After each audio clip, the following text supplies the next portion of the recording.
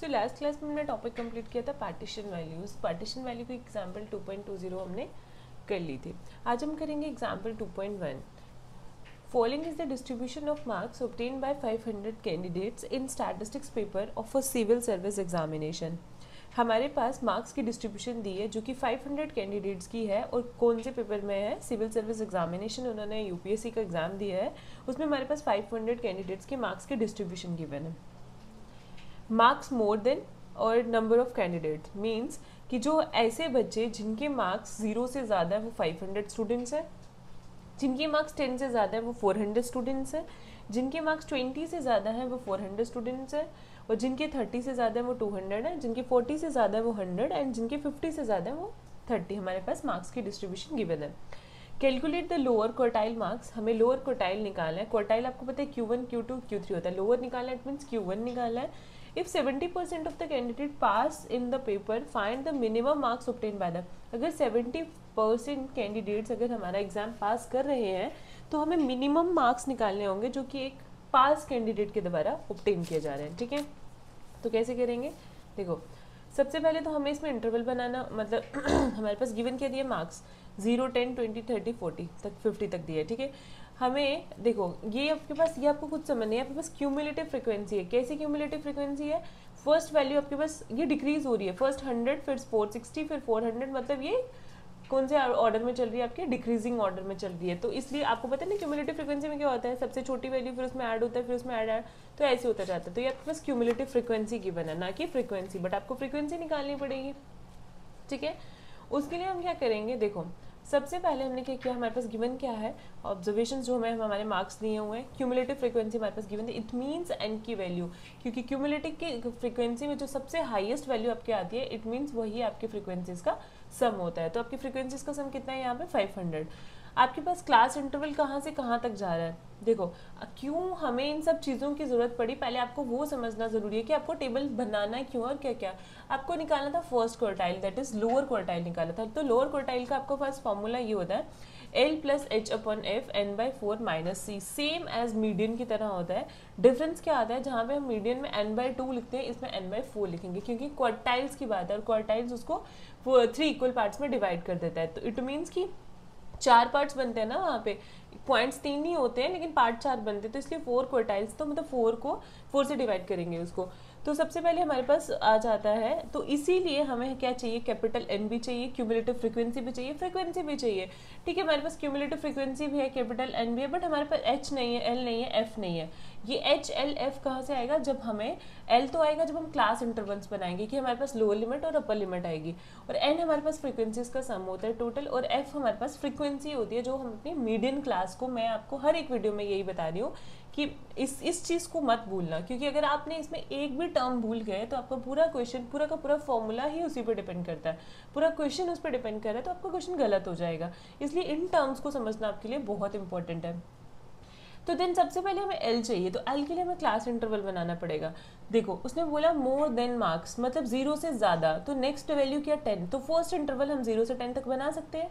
ठीक है, अब बोला more than 10, more than 10 means 10 to 20 बना सकते हैं, 20 to 30, 30 to 40, 40 to 50 हमारे पास आ गए, और 50 के बाद आ जाएगा 50 एंड अबव, जिनके इससे ज़्यादा मार्क्स आ रहे हैं। क्लियर? एंड देन हम आते हैं फ्रीक्वेंसी पे। फ्रीक्वेंसी कैसे निकलती है? देखो, क्यूमुलेटिव निकलती थी, फर्स्ट को सेम रखते थे, बाकियों को ऐड करते जाते थे। लेकिन अगर उसी से हमें फ्रीक्वेंसी निकालनी हो तो हम क्या करेंगे, 500 में से माइनस करते जाएंगे, 500 - 460 दैट इज 40, फिर आ जाएगा 460 - 400 दैट इज 60, मतलब उसकी नेक्स्ट वाले टर्म को उससे माइनस करते जाएंगे। 400 - 200 that is 200, 200 - 100 that is 100, 100 - 30 that is 70, and the 30 उसके बाद आ जाएगी, लास्ट आपकी वैल्यू आ जाएगी 30। देखो, अब ये तो ऐसा नहीं है कि मतलब कि ये उसमें चल रही है डिक्रीजिंग इंक्रीजिंग, इसमें तो चल रहा है 40, 60, 200, 100, 70, 30, तो ये आपके पास फ्रीक्वेंसी आ गई। तो इसी तरीके से अगर आपने लेस देन फ्रीक्वेंसी निकालनी होगी तो वो भी आप निकाल सकते हो। लेस देन फ्रीक्वेंसी में हमारे पास सबसे पहले आ जाएगा 40, लेस देन फ्रीक्वेंसी जैसे आप नॉर्मल क्यूमुलेटिव फ्रीक्वेंसी निकालते हो। ठीक है, 40 में 60 ऐड कर दिए, 100 में 200 ऐड कर दिए, 300 में 100, 400 में 70, 470, दैट इज आपके पास लास्ट आ जाएगी 500। ये आपकी लेस देन क्यूमुलेटिव फ्रीक्वेंसी आ गई। ठीक है, और ये मोर देन क्यूमुलेटिव फ्रीक्वेंसी, और ये नॉर्मल आपकी क्यूमुलेटिव फ्रीक्वेंसी, सॉरी फ्रीक्वेंसी। अब आपके पास क्या है, आपको एल चाहिए। एल आपके पास कैसे निकलता है, आप टोटल फ्रिक्वेंसी को डिवाइड करते थे, मतलब मीडियन के केस में 2 से डिवाइड करते थे, लेकिन अब हमें क्वार्टाइल निकालना है, तो क्वार्टाइल के केस में हम 4 से डिवाइड करेंगे। जब 4 से डिवाइड किया 500 को, तो हमारे पास आया 125। ठीक है, अब ये देखो ये 125 हमारी क्यूमुलेटिव फ्रिक्वेंसी में कहाँ लाई कर रहा है, तो 125 हमारा क्यूमुलेटिव फ्रिक्वेंसी में, आप बताओ कहाँ लाई कर रहा है। क्यूमुलेटिव फ्रिक्वेंसी पहले अपनी फ्रिक्वेंसी में देखो, द लेस देन क्यूमुलेटिव, हमने लेस देन फ्रिक्वेंसी को देखना होता है हमेशा, क्योंकि ये वाली तो लेते हैं ना हम, ये तो हमें उसने क्यूमुलेटिव फ्रिक्वेंसी से इसकी हेल्प से हमने फ्रिक्वेंसी निकाल दी और अपनी जो क्यूमुलेटिव फ्रिक्वेंसी होती है नॉर्मल वो निकाल ली। ये हमारे पास मोर देन वाली गिवन थी। Less than cumulative frequency just greater than 125 is 300। देखो 100 में लाई नहीं करेगा, इसमें आ जाएगा, मतलब उसे जस्ट ग्रेटर देन वाली देखनी होती है, मतलब ग्रेटर देन देखने का मतलब है कि जिसमें वो लाई कर रहा हो, तो 300 में लाई करिए, तो 300 के कॉरेस्पॉन्डिंग हमारा इंटरवल कौन सा आ रहा है, दैट इज 20 to 30। तो hence the corresponding class interval is 20 to 30 contains Q1। तो ये मतलब ये क्वार्टाइल के लिए हम ये वाला इंटरवल अपना मीडियन क्लास मान के चलेंगे। अब इसमें एल लो लिमिट, इसमें हमारे पास क्या होगी, देखो फॉर्मूला क्या होगा क्वार्टाइल का, एल प्लस सेम होता है मीडियन की तरह, आपको बस क्वेश्चन से ही पता चल जाएगा इसमें हमने क्या क्या फॉर्मूले यूज करने हैं। ठीक है, अलग से पढ़ने की कोई नीड नहीं है।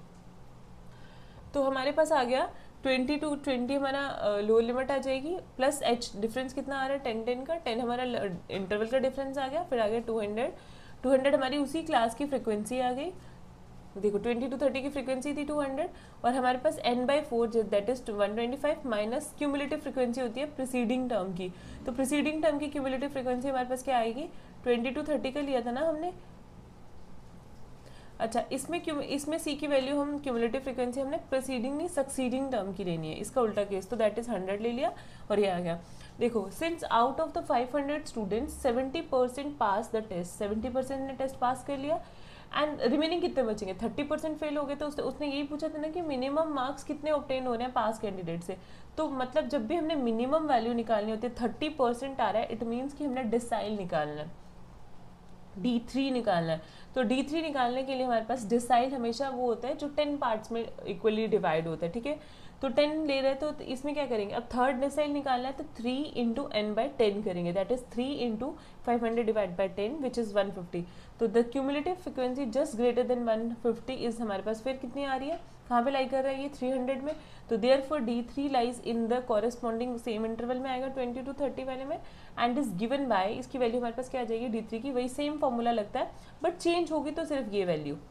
ठीक है, चेंज होगी तो सिर्फ ये वाली वैल्यू। देखो यहाँ पे वहाँ पे n/4 आया था सिंपल, अब D3 निकाल रहे हैं, 3n/10 आएगा minus cumulative frequency which is equal to 20 + 10/200 150 - 100 that is 22.5 आज आपके पास वैल्यू आ जाएगी।